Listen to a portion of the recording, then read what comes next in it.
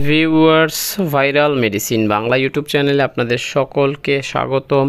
আজকে আলোচনা করব ফ্লুক্স এই সিরাপটার বিস্তারিত নিয়ে, খাওয়ার নিয়ম, এটা খেলে কি পার্শ্ব প্রতিক্রিয়া দেখা দেয়, কেন খায়, সম্পূর্ণ বিষয়টা নিয়ে আলোচনা করব। আপনারা যদি আমার চ্যানেলে নতুন হয়ে থাকেন তাহলে অবশ্যই চ্যানেলটি সাবস্ক্রাইব করবেন।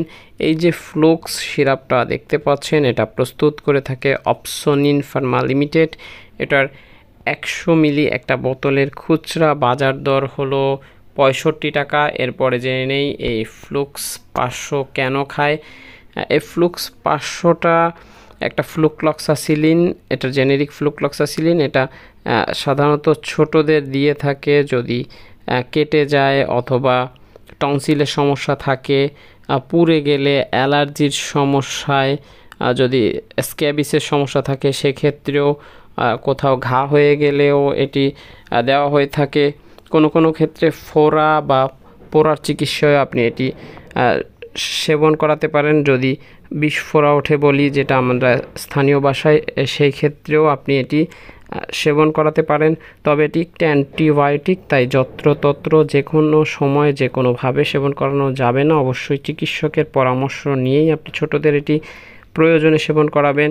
এরপরে জেনে নিই এটা সেবন মাত্রা। এই ফ্লুক্স সিরাপটার সেবন মাত্রা হলো ছোটদের ক্ষেত্রে সাধারণত 1 বছরের ঊর্ধ্ব বয়সীদের জন্য 1 চামচ করে 6 ঘন্টা পরপর দৈনিক 4 বার সেবন করানো যায়, অথবা চিকিৎসক যেভাবে নির্দেশ দেয় সেভাবে সেবন করাতে পারেন।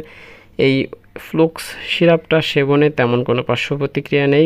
কোনো ক্ষেত্রে পাকস্থলীর সমস্যা দেখা দিতে পারে, অর্থাৎ গ্যাসের পরিমাণ বেড়ে যেতে পারে, এবং কখনো বমি ভাব বা বমি দেখা দিতে পারে। এতে ঘাবড়ানোর কিছু নেই।